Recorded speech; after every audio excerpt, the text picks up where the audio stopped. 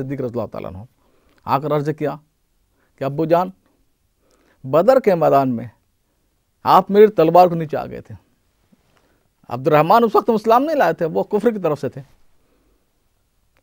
تلوار چلاتے چلاتے ایک ایسا موقع آیا کہ آپ بالکل میرے تلوار کے زد میں تھے، اگر ہاتھ چلا دیتا آپ شہید ہو جاتے، لیکن آپ کو باپ سمجھ کے چھوڑ دیا تھا۔ صدیق اکبر رضی اللہ عنہ فرمایا کہ بیٹا، اگر تو بدر کے میدان میں میری تلوار کے زد میں آ جاتا ہے تو میں تجھے بیٹا سمجھ کر نہ چھوڑتا، بلکہ حضرت محمد صلی اللہ علیہ وسلم کا دشمن سمجھ کے مار دیتا کہ میں پہلے مسلمان ہوں، بعد میں تیرا باپ ہوں۔ اسلام کے مقابلے میں بیٹے کی رعایت نہیں کر سکتا۔ کیسی عبرت! صحابہ کی جو مقام ہے، صحابہ کا جو فرمایا رسول اللہ صلی اللہ علیہ وسلم نے کہ صحابہ ایک مٹھی جو اگر وہ خیرات کریں، صدقہ کریں، اور بعد میں آنے والے سونے کے پہاڑ کے برابر سونا خرچ کریں، ان کے برابر، اس لیے مقام ہے کہ کیسے حالات سے گزرنا پڑا۔ حضرت ابو عبیدہ رضی اللہ تعالیٰ عنہ، ان کے والد بہترین تیر انداز ہیں، نشانے پر کیا جاتا ہے، مشہور تھے، سب جانتے تھے، بہت ماہر تیر انداز ہے، نشانے پر تیر مارنے والے۔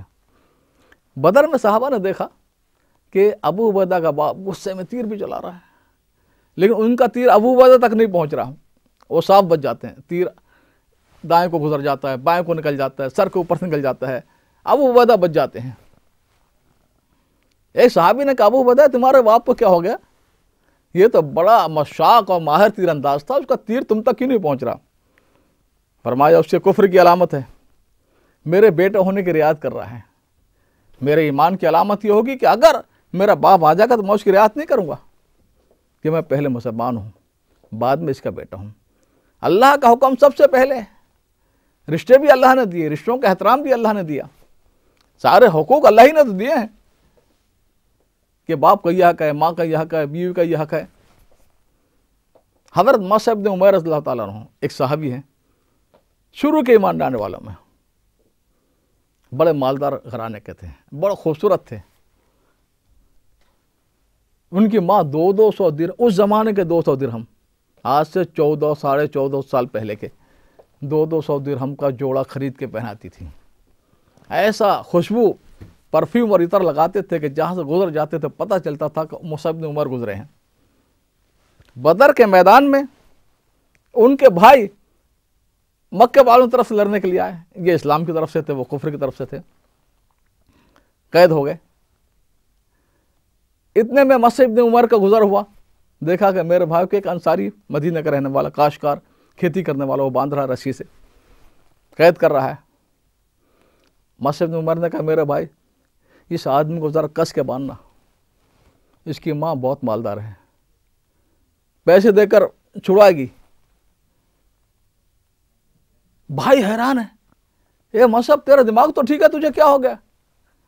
تو میرا سگا بھائی ہے، ایک ماں کا دودھ ہم نے پیا ہے، ایک باپ کا خون ہمارے رگوں میں دوڑتا ہے، ہم سگے بھائی ہیں، بہت محبت ایک دوسرے سے کرتے تھے، ساتھ کھیلے بڑے ہیں، تو مجھے کہتا اس آدمی کو، اور ایک انصاری جو مدینہ کا رہنے والا، جس کا کوئی رشتہ تیرا نہیں ہے، جس کی زبان کا لہجہ الگ ہے، تیری زبان کا لہجہ الگ ہے، اگرچہ زبان ایک ہی تھی لیکن لہجہ الگ تھا مکہ اور مدینہ والوں کا۔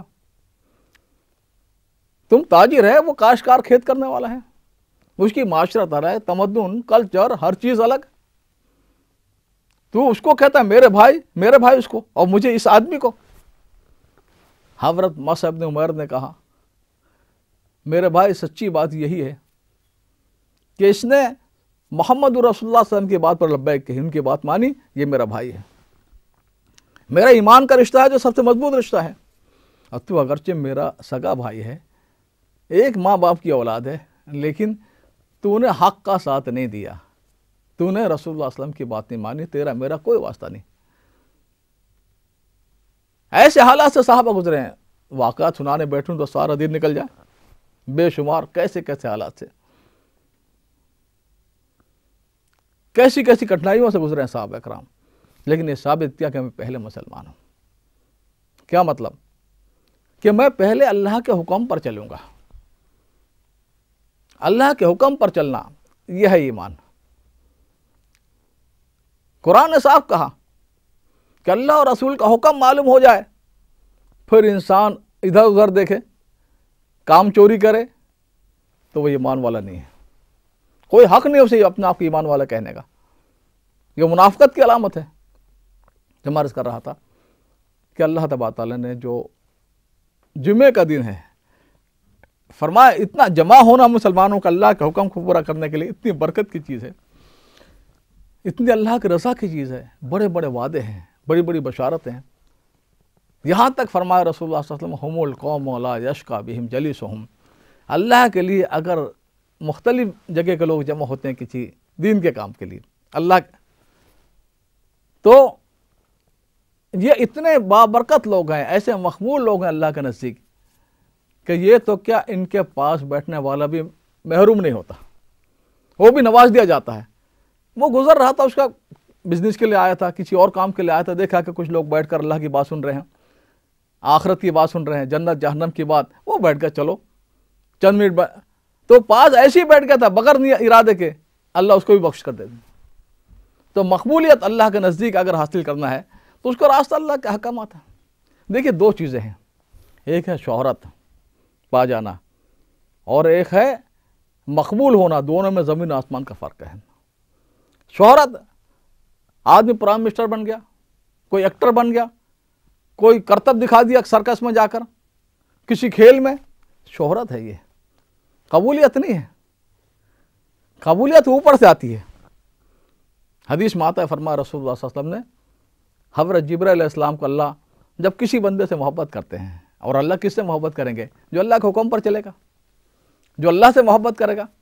تو حضرت جبرائیل علیہ السلام کہتے ہیں کہ آواز دو آسمان دنیا پر کہ اللہ فلاں آدمی سے محبت کرتا ہے، تم بھی اس سے محبت کرو. پھر دوسرے آسمان پر یہ منادی کرائی جاتی ہے، اعلان کروایا جاتا ہے، آواز دی جاتی ہے. پھر تیسرے پر، چوتھے پر، پانچویں پر، چھٹے پر، ساتویں پر، یا ساتویں آسمان سے لے کر آسمان دنیا تک، اور پھر زمین پر.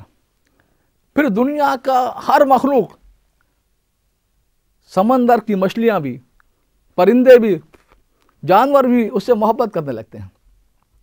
تو قبولیت اوپر سے آتی ہے، اور شہرت بس یہ اس طرح پھیلی ہوتی ہے، ایک ختم. اللہ کے نزدیک بہت مشہور ہیں، بہت سے لوگ ایسے بڑے مشہور ہیں، دنیا ان کو جانتی ہے.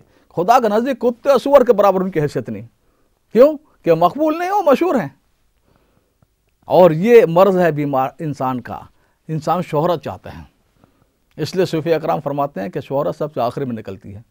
آدمی دل کا ایسا مرض ہے، ہاں، کہ چاہا کہ میں بڑا بن جاؤں، مجھے زیادہ عزت مل جائے، مجھے لوگ بڑا سمجھیں، میری مقبولیت ہو جائے، شہرت ہو جائے. یہ مرض سب سے آخر میں نکلتا ہے.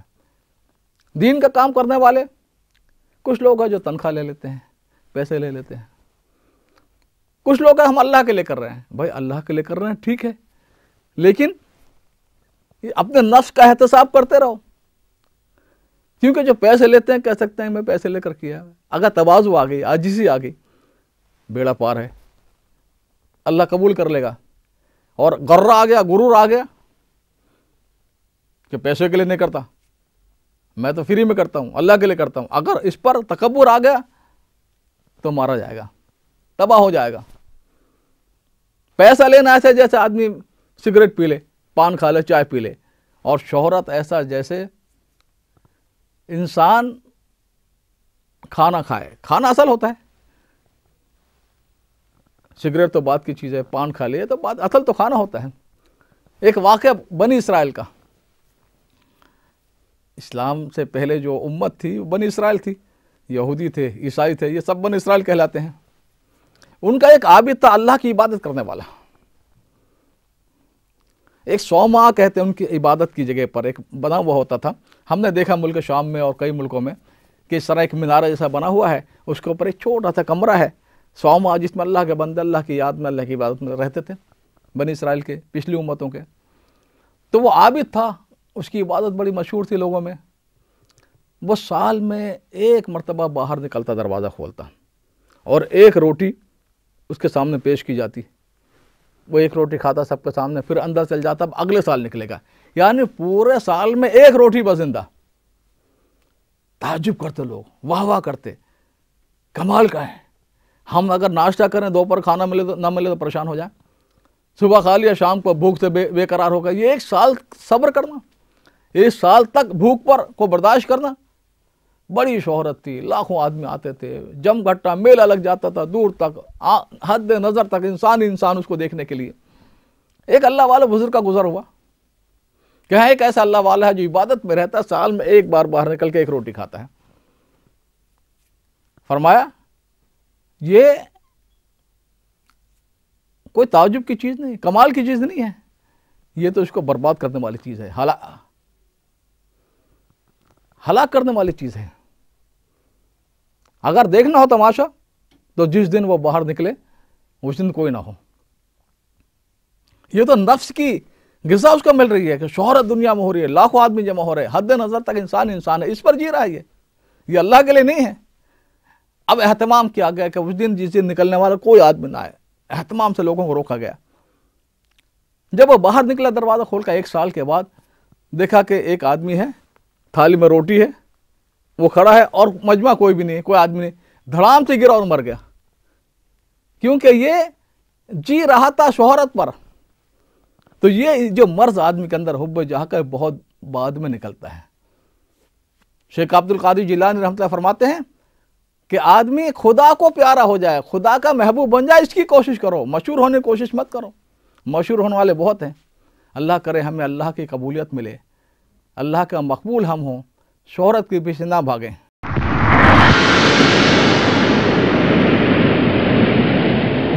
بسم اللہ الرحمن الرحیم. الحج اشہر معلومات. کہ عربی کے آپ اسکالر ہیں, عربی زبان نہیں بول سکتے. میں اس مشرف کی بات کر رہا ہوں جس مشرف کے بارے میں آج کل آپ بڑے سرگرم ہیں. بہت سارے ایسے جناب سینیٹر یہاں پہ لندن میں جن کے کئی ملینز 100 ملین سے زیادہ تو ان کی پراپرٹی ہے. اگر یہ 2 خوبیاں مسلمانوں کے اندر ہیں تو پھر تیار رہو کہ تمہارے ملک پر مسلمانوں کی حکومت ہوگی. پاکستان ایک بین الاقوامی سازش کا شکار ہے. کیوں نہ یہ خطہ زمین خود بڑا ہو کے دکھائے, اور میرا خیال میں اس کا وقت آ گیا.